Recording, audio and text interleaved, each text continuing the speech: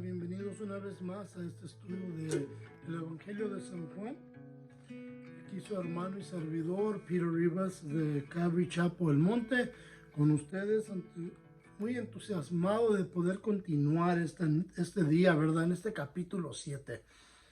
Pero quería decirles que si alguien necesita oración o quiere dejar una petición, puede llamarnos al área 1626-454-3414. O si gustan hablar en persona, pueden venir a donde estamos ubicados en la dirección 10506 Lower Azusa Road en la ciudad del Monte, California, 91731. Si quieren hablar con nosotros, aquí estamos para conversar. O si gustan llamarnos y dejarnos un mensaje, todos están invitados. Y están invitados los servicios que tenemos los domingos de 8 y 10 de la mañana. Son en inglés, pero también son traducidos en español, ¿ok?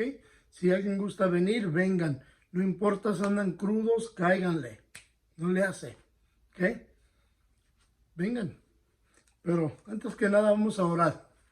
Padre, venimos ante tu presencia, te damos gracias por este día, te pedimos tu amor, tu bendición, Padre, y que nos ayude, Señor, a poder crecer en nuestro deseo de tener una relación más profunda contigo. Te damos gracias, Señor, por todo lo que has hecho y te pedimos tu bendición este día. En esta palabra tuya, en el nombre de Cristo Jesús. Amén. Bueno, como les digo, vamos a estar en el capítulo 7, o séptimo capítulo del Evangelio de San Juan.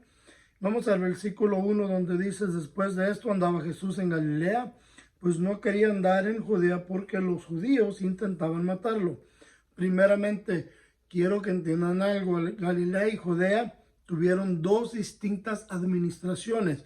Mientras Galilea, al norte de Jerusalén, era administrado por Herodes Antipas, al sur, la clase dominante de Judea, o los sacerdotes y los saduceos, y sus miembros del Sanedrín ejercían la supervisión sobre la gente que estaba en Judea y en especial sobre Jerusalén. Y ellos estaban el gobierno de Ponce Pilato, que sabemos que es el que finalmente mandó a Jesús a la cruz.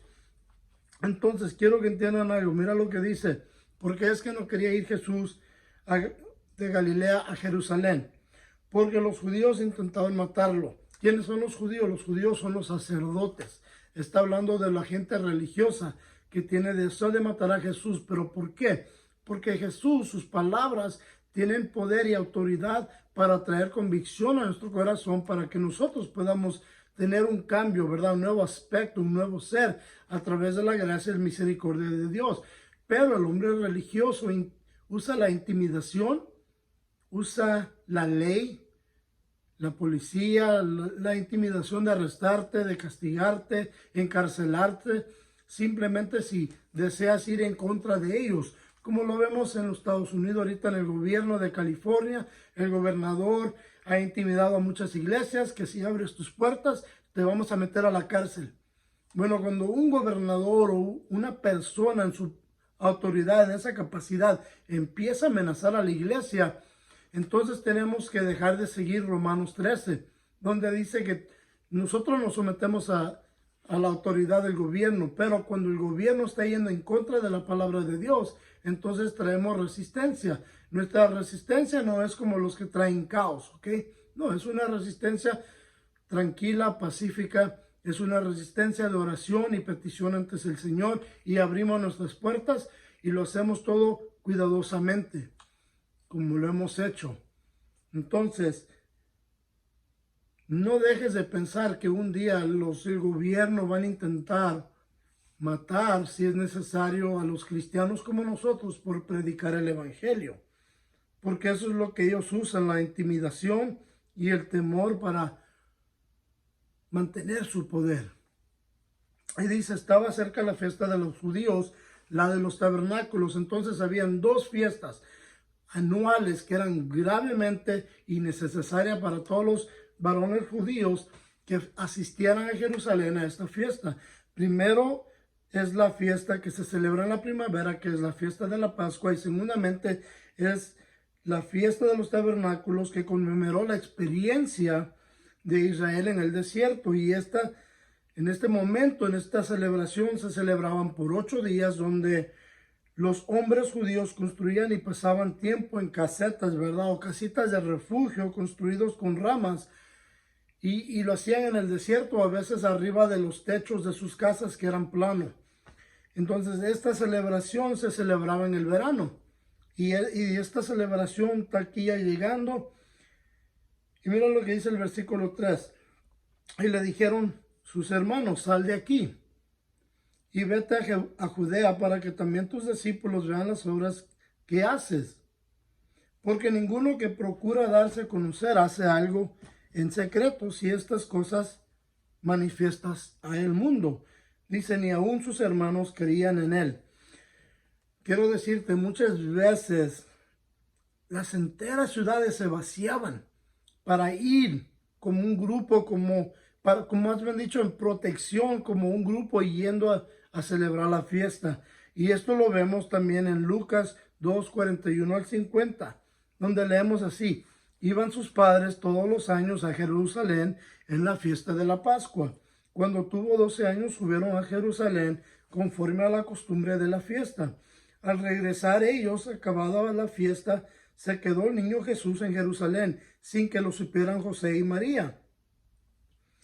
Pensando que estaba entre la compañía, anduvieron durante un día y lo buscaban entre los parientes y los conocidos, pero como no lo hallaron, volvieron a Jerusalén buscándolo. Aconteció que 3 días después, imagínate, lo buscas por un día y no encuentras a tus hijos. Te empiezas a volver loco, te desesperas. Pero ellos regresan a Jerusalén y lo andan buscando por 3 días. ¿Qué? Y él tiene 12 años, el Señor Jesús.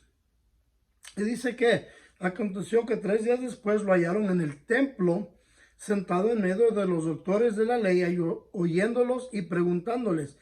Y todos los que lo oían se maravillaban de sus inteligencias y sus respuestas.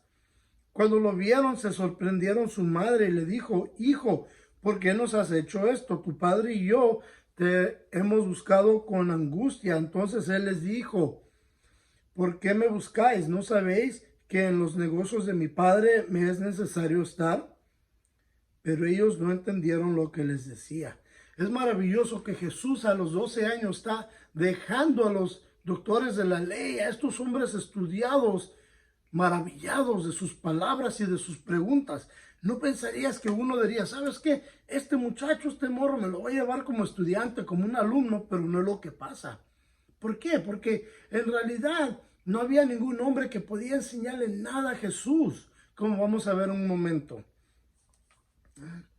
Y este acontecimiento vemos de Jesús, que cuando esto sucedió, él tenía simplemente que 12 años. Desde esa edad Jesús ya estaba empezando a estar en los asuntos de su padre, que era ¿qué? Traer el evangelio, ¿verdad? Y aquí vemos como los medios hermanos de Jesús, ¿ok? Se burlan. Y realmente ellos dudaban de Jesús. Porque mira cómo le dijeron, sal de aquí y vete a Judea, para que también tus discípulos vean las obras que haces. Sus discípulos ya habían visto las obras. Recuerden que él les dio de comer a 8,000 personas en total, hombres, mujeres y niños. Y los discípulos participaron en estos. Y sus hermanos no creen en Jesús. Ellos están burlando de él. Principalmente era porque, quizás por celos, pero también como una forma de burlarse de él. ¿Por qué? Porque cuando tú creces con una persona, ¿verdad? Con tu hermano, en especial tu hermano mayor, hubiera sido difícil recibir algo de él como el mensaje que él que se está trayendo. Y normalmente, ¿qué es lo que pasa? Uno duda de sus hermanos, de lo que escuchan, de lo que miran. Y es natural. ¿No?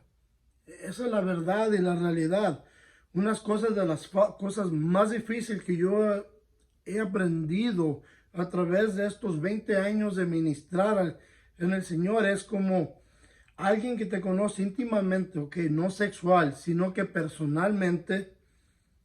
Yo te puedo decir que estos son los más difíciles de convencer que necesitan a Cristo. Para mí esto es lo más difícil. Mis familiares han visto el cambio a través de estos años.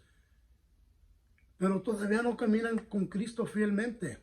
Todavía no creen que este cambio es verdadero. Después de tantos años todavía se les hace difícil.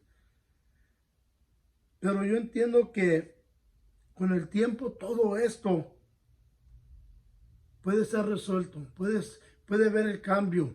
Yo conozco de una persona que duró 30 años orando por su matrimonio. Y después de 30 años el marido vino a Cristo. Y es normal que no crean. La dureza del corazón, la ignorancia del mundo, todo te afecta. Pero dice el versículo 6, entonces Jesús les dijo, mi tiempo aún no ha llegado, pero vuestro tiempo siempre está preparado. Cuando Jesús habla de su tiempo, Él habla de qué? De cómo todo está divinamente determinado por Dios y que el Dios eterno es el que funciona todo bajo este tiempo fijado. ¿Okay? Recuerden, Jesús había estado ¿dónde? En el templo, hablando con estos maestros a los 12 años. Y Jesús le contestó a sus padres, ¿qué crees que debo de estar haciendo? Yo estoy haciendo las cosas ¿de quién? De mi Padre. ¿Okay? Entonces, todo lo que va a suceder, Dios ya sabe. Todo es el tiempo determinado por Dios. El día de mi salvación estaba determinada por Dios. Y aunque los sacerdotes desean matarlo, no pueden. ¿Sabes por qué? Porque no es el tiempo determinado. Y Jesús sabe esto y está esperando que se cumpla todo lo que el Padre ha dicho que tiene que suceder para que pueda uno tener la salvación que tenemos como pecaminosos en Cristo Jesús. Todo el que desea servir al Señor Jesús, primeramente debe de buscar la voluntad de Dios. Señor, ¿qué es tu voluntad para mi vida?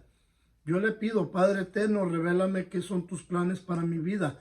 Y Señor, ayúdame a cumplir tus planes. Señor, cierra las puertas donde no debo de entrar y abre las puertas por las que debo de pasar. Señor, tu voluntad es primero para mi vida. Tus deseos, lo que tú crees que es necesario, eso es lo que yo deseo cumplir. ¿Por qué? Porque mi tiempo es apropiado por el Padre. Él sabe lo que va a suceder, yo no. Entonces dice el versículo 7, no puede el mundo odiaros a vosotros, pero a mí me odia porque yo testifico de él. ¿Qué? ¿Qué dices? Que sus obras son malas. Subid vosotros, a la fiesta. Yo no subo todavía a esta fiesta porque mi tiempo aún no se ha cumplido. Y habiéndoles dicho esto, se quedó en Galilea. En este momento los hermanos de Jesús también están viendo y están de acuerdo con los líderes religiosos porque ellos aún no han comenzado a predicar el evangelio. En este momento ellos piensan similar a los religiosos. Si tú eres verdadero el Mesías, vete a Jerusalén, demuéstrale a la gente lo que tú haces. Convéncelos a nosotros. Pero la verdad es que Dios no tiene que convencernos. Uno tiene que creer por fe.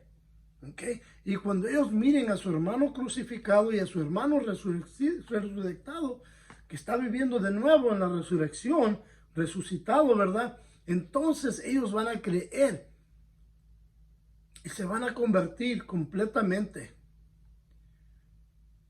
Y tomarán lugares de posición como líderes en la iglesia y uno de ellos hasta escribirá una carta, que es la carta de Judas, Jude. Yo sé que es difícil creer. Y eso es lo que yo tengo en mis notas. Yo sé que es difícil creer. Porque yo por mucho tiempo no creía. Yo no creía que Dios era todopoderoso. Yo no creía que Dios podía hacer los cambios en mi vida que ha hecho. Pero ahora estoy 100% convencido. ¿Por qué? Porque yo puse mi fe y dije, ok, Señor, si es verdad que tú puedes hacer estas cosas, hazlas. Y cuando le di la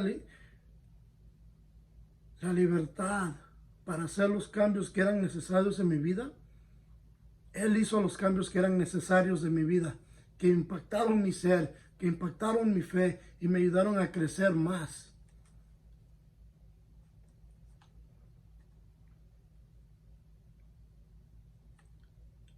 ¿Por qué? Porque el Dios es bueno, porque Dios es misericordioso, porque Dios sabe lo que necesitamos antes de que nosotros le pidamos. Mira Marcos 3, 31 y 32 dice, entre tanto llegaron sus hermanos y su madre y quedándose afuera enviaron a llamarlo, ¿verdad? Cuando Jesús estaba en la casa haciendo, ¿qué? Predicando el evangelio. Entonces la gente que estaba sentada alrededor de él le dijo, tu madre y tus hermanos están afuera y te buscan. Él le respondió que, diciendo, ¿quiénes son mi madre y quiénes son mis hermanos? Y mirando a los que estaban sentados alrededor de él, dijo, aquí está mi madre y mis hermanos, porque todo aquel que hace la voluntad de Dios, ese es mi hermano y mi hermana y mi madre. Nosotros somos adoptados a la familia de Dios por el sacrificio de Cristo en la cruz y Él nos hace, como digamos, hermanos a Él, ¿verdad? Pero es por la fe que hemos puesto en el Señor, por la misericordia que hemos obtenido a través de Cristo Jesús. En Galatas 1:19 dice así, pero no vi a ninguno otro de los apóstoles, hablando de los otros apóstoles que estaban viviendo, dice Pablo, sino a Jacobo, el hermano del Señor. ¿Ok? En esto que os escribo os aseguro delante de Dios que no miento. Pero también menciona a quién, a los hermanos de Dios. Pero mira lo que dice también en Corintios 9:5 en relación a los hermanos de Cristo. ¿Y por qué estoy leyendo esto? Quiero aclararlo porque hay muchos que dicen que Jesús no tuvo hermanos, que Jesús no tuvo hermanas, que lo que dicen las escrituras no está correcto, que lo que te estoy diciendo no es correcto, pero la verdad es que las escrituras están aquí. Recuerda esto, lo que acabamos de leer acerca de cómo llegamos a ser hermanos, hermanas de Cristo. Esto sucede después de la resurrección, no antes. ¿Okay? Recuerda que anteriormente leímos en Mateo y en Marcos como la misma gente, los que vivían alrededor de Cristo, los vecinos decían, ¿no es este el hijo de quién? ¿Del carpintero? ¿Y sus hermanos y hermanas están aquí? Piénsalo. Yo sé que es difícil creer que Jesús tenga hermanos o hermanas, que María haya tenido otros hijos. Yo sé que es difícil porque yo también escuché eso cuando era joven. Y yo también lo creía, pero cuando empiezas a leer las escrituras y te das cuenta que la escritura revela que Jesús tuvo hermanos y hermanas en la tierra, porque debe de haber relaciones en el matrimonio y esas relaciones producen hijos. Entonces, las escrituras nos hablan la verdad.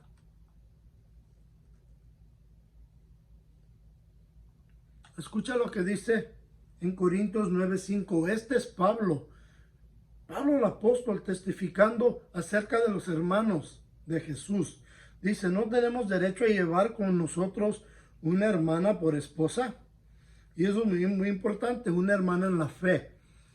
¿Quieres una esposa? Busca una mujer de tu fe, una mujer cristiana, para que tengan el mismo yugo, para que se puedan complacer uno al otro. No busques una mujer mundana, una mujer borracha. Busca una mujer que ama a Cristo.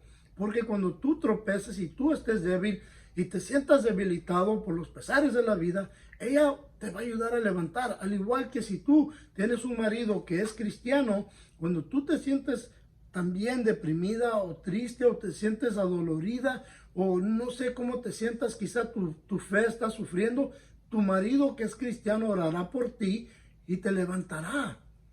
Por eso dice que tenemos que tener una esposa de entre las hermanas de la iglesia o un marido dentro de los hermanos de la iglesia. Como dice, como hacen también los otros apóstoles. Los otros apóstoles que tenían esposas eran de la misma congregación.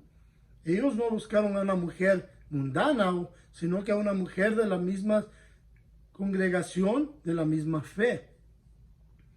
Yo nunca he casado a una mujer hermana en la fe con un hombre incrédulo. Y nunca he casado a un hombre de la fe con una mujer que no es creyente. Porque no van a estar enyugados juntamente y va a haber división. ¿Ok? Y dice, y los hermanos del Señor y Cefas. Entonces vemos como Pablo señala a los hermanos del Señor primero y luego Cefas o Pedro, aparte de los otros apóstoles. Donde puedes ver la gran distinción, ¿verdad? De este gran pasaje. John MacArthur, el pastor aquí de Van Nuys, California, dijo: los hermanos de Jesús querían que él iniciara una demostración de sus milagros, aunque el texto no establece claramente su motivación. Tal vez hicieron la solicitud por dos razones. Primero, querían ver si los milagros por sí mismos para determinar su autenticidad, y segundamente pueden haber tenido motivos políticos similares a los de la gente. Es decir, que si te convertiría en Mesías social y el político. Eso es lo que querían ver sus hermanos. Si este es el Mesías, si Jesús nuestro hermano dice que es el Mesías, el Salvador del mundo, que lo compruebe, que haga milagros. Todos piden milagros, todos. Yo no he conocido una persona que no pida un milagro. A mí me han dicho: si quieres que camine con Jesús, dile que en este momento haga esto por mí. ¿Sabes qué, carnal? Les digo, así no trabajan las cosas. Tienes que creer por fe. Si no crees por fe, carnal, ¿de qué te sirven los milagros? No vas a recibir lo que Dios tiene para ti. No es un genio, no es un genie. Es el Dios eterno. Tienes que tener fe que Él hará lo imposible posible en tu vida. Si no tienes fe, ¿qué fundación quieres tener? Dice el versículo 10: pero después que sus hermanos subieron, entonces él también subió a la fiesta, no abiertamente, sino como en secreto. La creencia en que Dios le permitió ir a Jerusalén una vez antes de la cruz, o que una vez más antes de ir a la cruz, y el modo en que fue en secreto, nos revela que, contrariamente a los que a sus hermanos habían pedido, ¿verdad?, Dios quiere que hagamos todo en secreto. Dios dice: si vas a orar, ora en secreto. Ora en secreto. Y tu Padre, dice Jesús, tu Padre que mira en secreto, ¿qué? Te recompensará abiertamente. Pero si tú haces las cosas abiertamente para que todo el mundo te mire, entonces ¿qué? Has recibido tu recompensa. ¿De quién? De la gente. Jesús no hacía las cosas para que recibiera recompensa del hombre, sino que él hacía las cosas para que agradara a su Padre. Así, el cristiano debe de hacer las cosas con la boca cerrada. No andar con tambores, no andar con la banda, con la tambora ahí haciendo ruido, decir: mira lo que acabo de hacer, mira lo que acabo de hacer. No, todo calladito. Haz la obra para Dios. Tráele gloria a Dios, pero hazlo en secreto. Puedes decirle a un hermano, una hermana: hermano, ora por mí, voy a hacer esto para la gloria de Dios, que me dé buen pasaje, que me ayude a llegar a mi destino bien. Eso no hay problema. El problema es cuando estás anunciándoselo a todos. ¿Ok? Ese es el problema. Pedir oración para ir a hacer una buena obra, eso no es pecado. Y es lo que estamos viendo de Jesús. Y dice: y lo buscaban los judíos en la fiesta y decían: ¿dónde está aquel? Entonces, cuando les dije, cuando están hablando de los judíos, esto se refiere a los sacerdotes y los religiosos, y ellos lo andan buscando. Ellos saben: ok, está la fiesta aquí de tabernáculos, él tiene que venir. Empiecen a poner ojo, que anden así, de ojo pelón, a ver si lo pueden ver. Y cuando lo miren, vengan con la noticia. Córranle como pan caliente, cáiganle para acá y díganos: allá está aquí. Y lo andan buscando, pero no lo pueden encontrar. Y dice: y muchos murmuraban, y había mucha murmuración cerca de él, entre la multitud, pues unos decían: es bueno, pues otros decían: no es bueno, sino que engaña al pueblo. Wow. Imagínate la murmuración de la gente. No podían decirlo abiertamente que ellos creían que Jesús era bueno. ¿Por qué? Porque sabían que si decían Jesús es bueno, Jesús las cosas que él hace son buenas, entonces la ley, que es los sacerdotes, les cayera encima. Te cae la ley encima y olvídate, te meten en el bote. O te van a castigar, o te van a echar afuera de la sinagoga, te van a excomunicar. Entonces la gente tenía que andar murmurando entre ellos mismos, calladito. Es bueno, no, no es bueno, anda engañando, no, no anda engañando, él anda haciendo buenas cosas. Pero no podían decirlo libremente por el temor de que si lo decían libremente les iban a caer los religiosos. Piensa en eso. El hombre religioso te tiene bajo su mano, bajo su dedo. ¿Con qué? Con la intimidación de meterte a la cárcel. Como les digo, aquí en Estados Unidos es lo que está pasando. Los gobernadores quieren intimidar a la iglesia. Quieren cerrar las iglesias. Están diciéndonos, si no haces lo que te pedimos, te vamos a encarcelar. A nosotros es lo que nos sucedió. El primer domingo que regresamos, en friega cayó el gobierno, cayó el condado.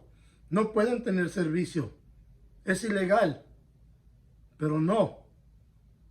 Podíamos tener servicio. ¿Por qué? Porque Dios nos da la garantía de que podemos congregarnos, de que podemos hacer todo libremente. Y si hay un problema con la salud, practicamos las leyes según la salud apropiadamente. Pero lo que el gobierno del estado de California quiere hacer es intimidar a las iglesias. Lo que el condado de Los Ángeles quiere hacer es cerrar las iglesias. ¿Por qué? Porque son gobernados por hombres y mujeres ateístas que odian a Dios. Pero nosotros como siervos de Dios no podemos ser intimidados. Porque Jesús no fue intimidado, entonces nosotros no seremos intimidados. Yo no soy una persona que es política, pero sí soy una persona que es bíblica. Y yo sigo primero, más que nada, la palabra de Dios. Más que nada para mí, primero es el mandamiento de Dios. Congregarnos como una iglesia, como un cuerpo de Cristo. Unos decían que Jesús andaba cometiendo fraude, pero no lo podían comprobar. Era imposible comprobar que Jesús había cometido fraude, que había engañado a alguien, porque él nunca mintió. Piénsalo, si él hubiera mentido no podía salvarte del pecado, pero porque sí dijo la verdad, eso es lo que instigó a los sacerdotes a desearlo matarlo. Porque él no estaba siguiendo la corriente, él estaba yendo en contra de la corriente. Porque así trabajan los religiosos, así trabajan los ateístas. Dice el versículo 13, sin embargo, ninguno hablaba abiertamente de él por medio de los judíos. Pero la mitad de la fiesta subió Jesús, ¿verdad?, al templo y enseñaba, y se admiraban los judíos diciendo, ¿cómo sabe este letras sin haber estudiado? Ahora, en estos días los maestros populares enseñaban en público las palabras de Dios. Y muchas veces lo hacían en las cortes del templo. Porque en el templo habían tres cortes, la corte de los gentiles, la corte de las mujeres y el que le llaman el Santo de Santos, Holy of Holies, donde iban todos los hombres y varones judíos. Ellos podían entrar hasta allá. El gentil se quedaba afuera, a las afueras de la corte, en medio de las mujeres y adelante los hombres judíos. Y entonces Jesús hacía todo públicamente, entonces no había nadie que podía decir, él mintió, porque él siempre decía, ¿has leído? ¿Has leído? ¿No has leído? ¿Por qué? Porque si tú dices, yo predico la palabra del Señor, pero tú andas diciendo otras cosas que no son verdad, entonces cuando tú estás hablando, las escrituras van a señalar que lo que dices es falso. Pero Jesús tenía toda la sabiduría de las escrituras porque Él fue quien las dio. Él las dio. Y por eso es que nadie puede acusarlo de decir fraude o mentir. Y por eso es que los judíos se quedaban admirados al escuchar, si este hombre nunca ha estudiado, ¿cómo es que puede decir eso? Bueno, recuerda lo que acabamos de leer. A los 12 años, Jesús estaba dejando admirado a hombres que habían estudiado toda su vida. Un muchacho, un morrito de 12 años, los dejaba captivados, admirados de su sabiduría. ¿Por qué? Porque Él es Dios. Por eso, el hombre que está bajo la inspiración del Espíritu Santo te va a hablar con la palabra de Dios. Y ese hombre va a ser conmovido por el Espíritu Santo para predicar que la verdad y no la falsedad. Te va a hablar con un corazón sincero y te va a decir, Dios te ama.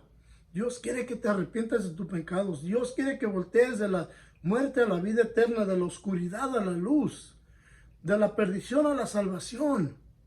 Si yo no te digo eso, ¿a quién estoy sirviendo?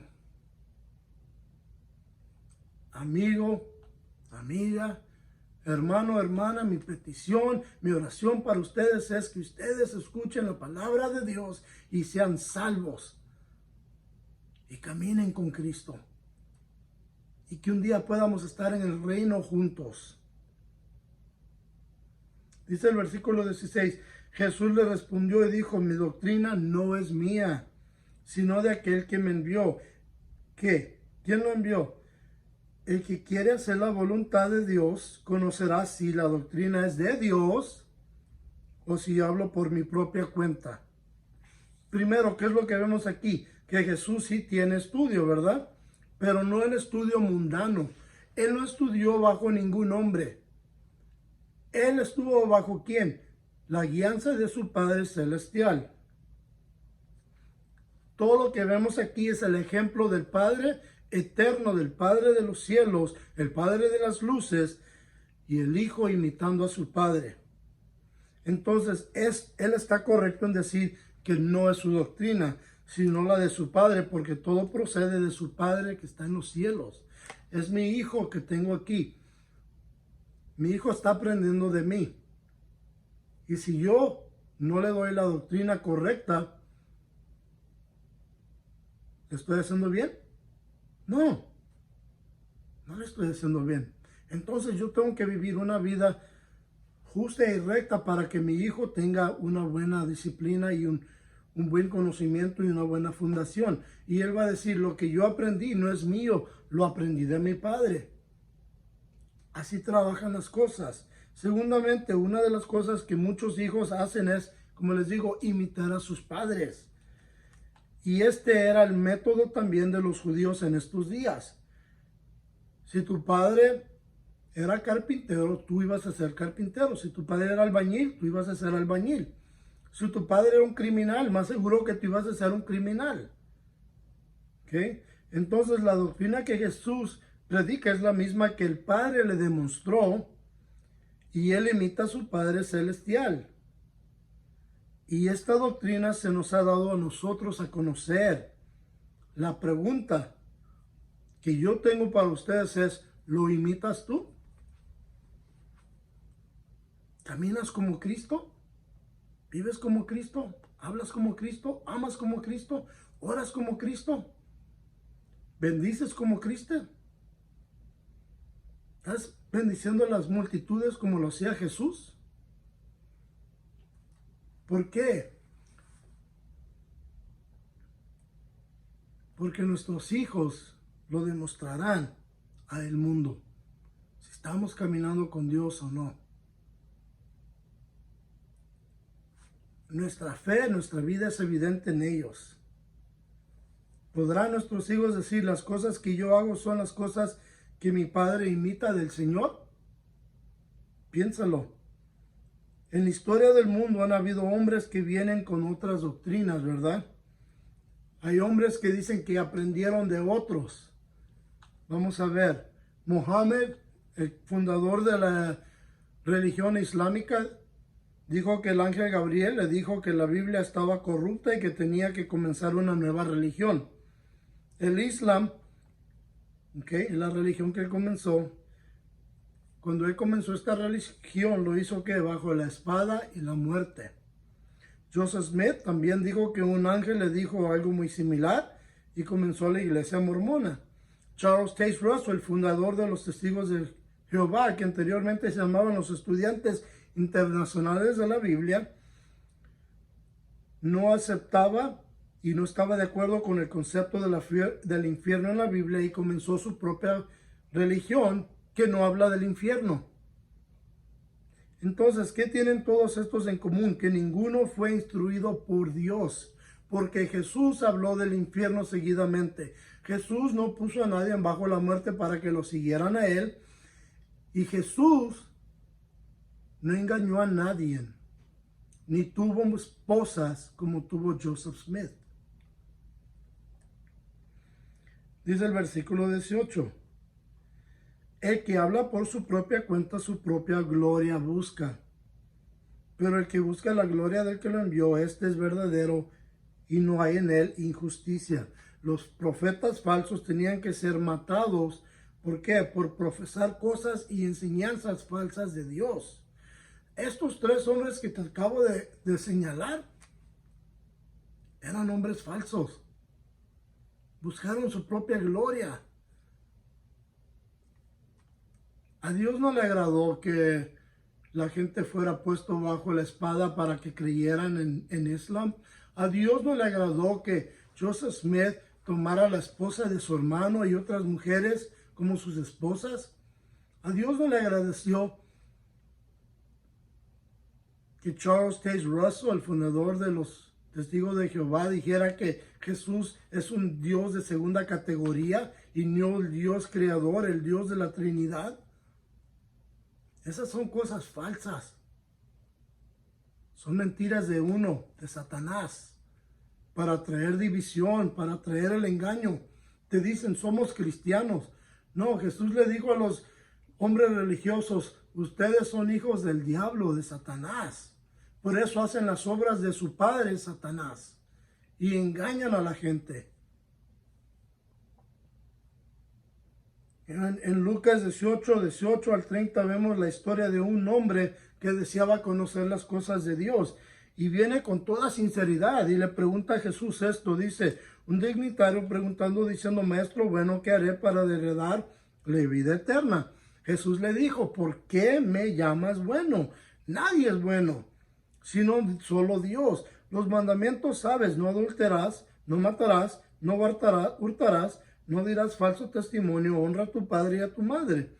Piénsalo, ¿cuántos de esos has quebrantado tú? ¿Has honrado a tu madre y a tu padre? ¿Has matado? ¿Has hurtado? ¿Has dicho falso testimonio? Él le dijo, todo esto lo he guardado desde mi juventud. Al oír esto, Jesús le dijo, aún te falta una cosa. Vende todo lo que tienes y dalo a los pobres y tendrás tesoro en el cielo. Y ven, sígueme. Entonces, al oyendo esto, se puso muy triste porque era muy rico. Al ver Jesús que se había entristecido mucho, dijo, cuán difícilmente entrarán en el reino de Dios los que tienen riquezas, porque es más fácil que pase un camello por el ojo de una aguja que un rico entre el reino de Dios. Y los que oyeron esto dijeron, ¿quién pues podrá ser salvo? Les dijo, lo que es imposible para los hombres es posible para Dios. Entonces Pedro dijo, pues nosotros hemos dejado nuestras posesiones y te hemos seguido. Y les dijo, de cierto les digo, que no hay nadie que haya dejado casa o padres o hermanos o mujer o hijos por el reino de Dios que no haya de recibir mucho más en este tiempo y en el siglo venidero a la vida eterna.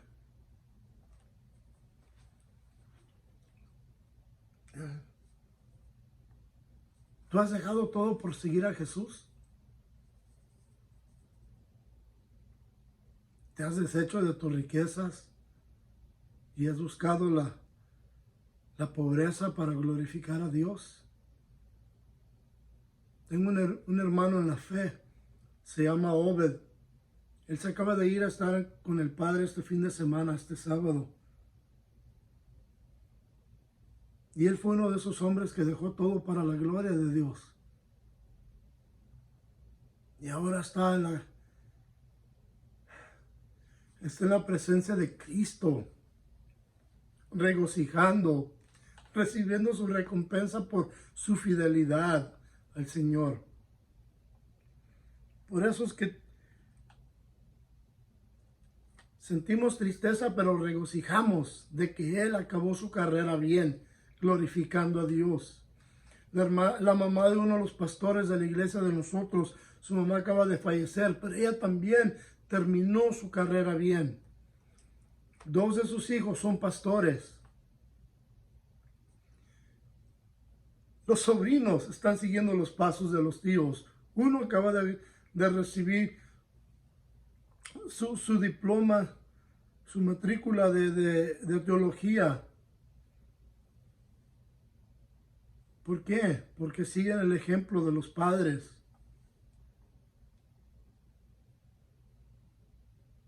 Porque no buscan su propia gloria, sino la gloria de Cristo, la gloria del Padre.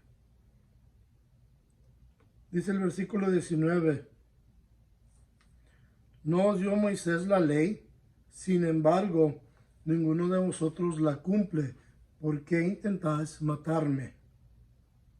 Moisés dio la ley, ¿verdad? Pero Jesús les dice a la gente, a los sacerdotes, ¿por qué intentan matarme? ¿Por hacer bueno? ¿Por hacer cosas buenas? ¿Por predicar la verdad? Porque ellos eran profetas falsos, maestros falsos. El Señor les dijo en Mateo 15, 1 al 11, entonces se acercaron a Jesús ciertos escribas y fariseos de Jerusalén, diciendo, ¿por qué tus discípulos quebrantan la tradición de los ancianos? Pues no se lavan las manos cuando comen pan. Respondió él y les dijo, ¿por qué también vosotros quebrantáis el mandamiento de Dios por vuestra tradición? Dios mandó diciendo, honra a tu padre y a tu madre, y el que maldiga al padre o a la madre sea condenado a muerte. Pero vosotros decís, cualquiera que diga a su padre o a su madre es mi ofrenda a Dios, todo aquello con que yo pudiera ayudarte. Escucha, si tienes la voluntad o la habilidad de ayudar a tus padres y no lo haces, dices que es ofrenda a Dios.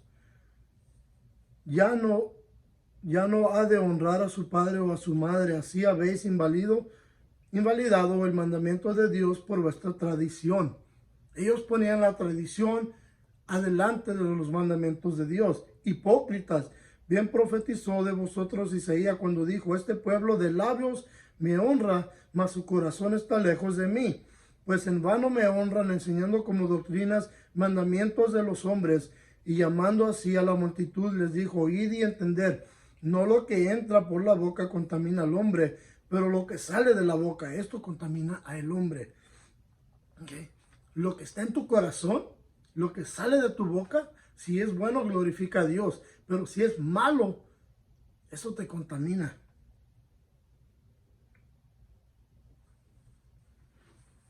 Y esto lo puedes leer también en Isaías 29:13. Respondió la multitud y dijo, demonio tienes. ¿Quién intenta matarte? ¿Te imaginas decirle a Jesús que tiene un demonio porque él habla la verdad? Y lo cuestionan. ¿Quién te quiere matar? Jesús le respondió y les dijo, una obra hice y todos os admiráis. ¿Cuál obra? Bueno, eso la vemos en Juan 5, 9, 16 y 18, cuando Jesús había sanado a un hombre y era el día de descanso, ¿verdad? Porque él sanó a este hombre que estaba inválido, por eso decidieron matarlo, por una buena obra. Por cierto, Moisés os dio la circuncisión, no porque sea de Moisés, sino de los padres, y en sábado circuncidáis al hombre. Si recibe el hombre la circuncisión en sábado para que la ley de Moisés no sea quebrantada, ¿os enojáis conmigo porque en sábado sané completamente a un hombre? No juzgues según las apariencias, sino juzga con todo juicio. En otras palabras, dice Jesús, Moisés dio, ¿verdad?, la ley de la circuncisión, que tiene que ser en el 8º día, que es un domingo. ¿Ok? Y ellos trabajan en el domingo a hacer esta circuncisión. Y Jesús dice, yo hice una buena obra en un día sagrado, en el día de descanso, en el día del reposo, y por eso me intentas matar. Eres un hipócrita, porque tú también haces una obra, tú trabajas en el día sagrado, cuando haces la circuncisión. ¿Quieres juzgar? Juzga según que las apariencias con todo juicio correcto. Hermanos, ¿cómo juzgamos nosotros? ¿Qué corazón tenemos cuando juzgamos? ¿Es uno verdadero, consistente y justo? ¿O es uno comprometido que solo juzga si te conviene? Todos podemos juzgar el pecado, no el hombre. Y eso es lo que Jesús está haciendo. Está juzgando su pecado de ellos, su hipocresía, su falsedad. Pero en el día final, Él también va a juzgar al hombre por su pecado. En el día apropiado, en el día divino, en el día en que estemos en la presencia de Cristo, nosotros también seremos juzgados. ¿Por qué? Por vuestras obras que hicimos. ¿Con qué corazón lo hemos hecho? Mi deseo, mi oración es que lo hagas justo y que lo hagas para la gloria de Dios. Que no te dejes ser manipulado por este mundo, que no te dejes ser llevado por las apariencias mundanas. No te dejes ser engañado por las riquezas. Vivir en la pobreza simplemente es una gran bendición. Muchos dicen, ¿cómo es bendición? Sí lo es, porque Dios está ahí con nosotros. Por eso, yo le agradezco a Dios de que Él nunca me ha abandonado. Gloria a Dios Todopoderoso. Gloria a su eterno, majestuoso Señor de los cielos. Si tú quieres, este día tú puedes también aceptar a Cristo y ser perdonado de tu pecado. Arrepiéntete ahora. Pídele al Señor que venga a tu corazón, que te limpie de tu iniquidad, que te sane. Dile ahora mismo, Señor, perdona mis pecados. Señor, ven a vivir en mi ser. Señor, hazme una nueva persona. Sálvame, restáurame, adóptame como tu hijo, tu hija. Hazme parte de tu familia. Ayúdame a vivir para la eternidad. Ayúdame a traerte gloria. Bendíceme con tu espíritu para poder predicar tu evangelio con toda verdad y toda justicia.